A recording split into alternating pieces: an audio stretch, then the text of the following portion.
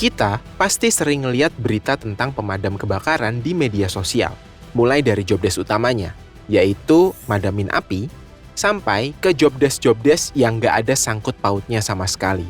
Kayak bantuin kucing yang lahiran, sampai yang paling absurd, dipanggil buat ngusir hantu. Tapi di balik kehebohan itu, ada satu ironi. Kenapa makin banyak orang minta tolong ke damkar buat urusan yang sebenarnya bukan tugas mereka? Sebenarnya, apa sih kerjaan utama pemadam kebakaran? Dan yang paling menarik, kenapa kok sekarang masyarakat Indonesia bisa percaya banget sama mereka? Bahkan, lebih dari instansi-instansi lain. Kita bahas bareng-bareng di video kali ini. Jangan lupa like, komen, share, dan subscribe ke channel Baiklah, biar kamu nggak ketinggalan bahasan menarik lainnya. Ada beberapa fenomena unik yang terjadi belum lama ini mengenai pekerjaan yang dilakukan oleh pemadam kebakaran. Di Bogor, ada orang tersedak bakso di kantin Disduk Capil. Yang dipanggil bukan ambulans, bukan dokter, tapi pemadam kebakaran. Dan ajaibnya, mereka datang cepat, langsung bantu evakuasi dan nyawa orang itu tuh selamat. Sebelum kejadian itu, ada juga cerita dari Bekasi. Seorang ibu yang menjadi korban KDRT dan merasa sangat frustasi karena permintaan pertolongannya ke beberapa pihak tidak digubris. Saking frustasinya, dia merasa bahwa hidup ini tuh udah nggak layak lagi untuk dipertahankan. Akhirnya, ia menghubungi dan curhat ke damkar. Nggak cuma bantuan konseling aja, tapi damkar juga memprovide biaya untuk ibu itu tuh pulang kampung. Masih belum cukup aneh.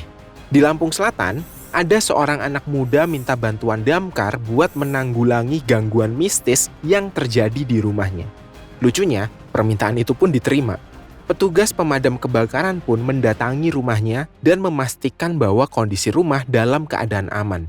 Menurut mereka, walaupun tugasnya agak aneh, namun itu sudah menjadi laporan dari masyarakat. Maka, mereka harus selalu siap karena ini adalah bentuk pelayanan pemadam kebakaran untuk masyarakat. Kalau dipikir-pikir, semua kejadian itu nggak ada hubungannya sama sekali sama tugas utama damkar kan? Tapi, masyarakat tetap aja percaya. Bahkan, kayaknya lebih yakin buat nelpon damkar ketimbang instansi lain yang lebih sesuai tugasnya. Pertanyaannya, kok bisa gitu? Fenomena ini sebenarnya nunjukin ada sesuatu yang lebih dari sekedar profesi apa yang bantuin apa. Ini soal kepercayaan. Ketika masyarakat merasa udah terlalu sering kecewa, siapapun yang datang lebih cepat, lebih ramah, dan lebih sigap akan langsung dianggap sebagai penyelamat. Termasuk petugas damkar, yang makin hari makin kelihatan serba bisa. Walaupun kadang nggak masuk akal juga permintaan kita. Kalau kita lihat dari tugas resminya, pemadam kebakaran sebenarnya punya tanggung jawab yang cukup spesifik. Nggak cuma soal kebakaran doang, mereka juga punya misi buat penyelamatan, baik yang terkait api maupun yang enggak. Jadi, berdasarkan peraturan Badan Kepegawaian Negara nomor 26 tahun 2020 pasal 1, tugas damkar itu tuh ada 5. Mencegah dan mengendalikan kebakaran, memadamkan kebakaran, penyelamatan, pemberdayaan masyarakat, dan menangani bahan berbahaya dan beracun. Itulah kenapa pemadam kebakaran tetap merespon panggilan-panggilan kita yang terkesan aneh. Tapi justru dari mengerjakan pekerjaan yang terlihat di luar jobdesk itulah kepercayaan masyarakat tumbuh. Kenapa? Karena damkar selalu merespon dengan cepat apapun pekerjaannya. Hal ini membuat nyaman orang-orang yang sedang bingung dan panik. Karena kalau kamu lagi di kondisi yang seperti itu, yang kamu butuhin kan bukan prosedur yang ribet, tapi orang yang bisa langsung ngebantu. Nah, dari track recordnya, damkar selalu bisa melakukan itu. Selain itu, pelayanan damkar juga terkesan nggak berbelit-belit. Nggak ada tuh cerita nunggu surat ini itu atau disuruh bolak-balik ke kantor. Warga tinggal nelpon atau lapor lewat 113 atau 1131 dan mereka langsung meluncur. Bahkan buat kasus yang nggak masuk tugas utama mereka kayak kasus-kasus yang tadi udah dibahas. Dan yang bikin makin disayang masyarakat, damkar nggak pernah minta bayaran. Nggak ada pungutan, nggak ada uang bensin, nggak ada kode-kode minta kopi. Semua bantuan mereka murni gratis karena emang bagian dari pelayanan publik. Di tengah masyarakat yang udah terbiasa dengan birokrasi yang kadang bikin frustasi, ini jadi angin yang seger banget. Selain itu, damkar juga relatif bersih dari kontroversi.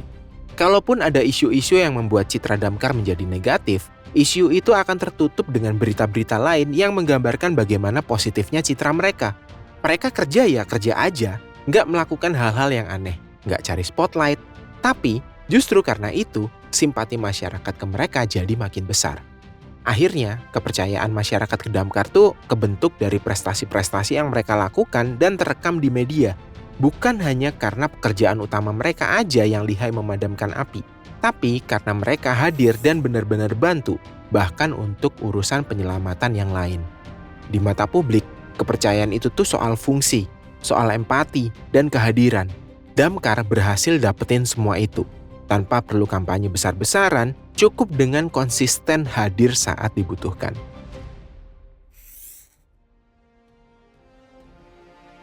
Oke, tugas Damkar itu nggak sederhana, yaitu menyelamatkan.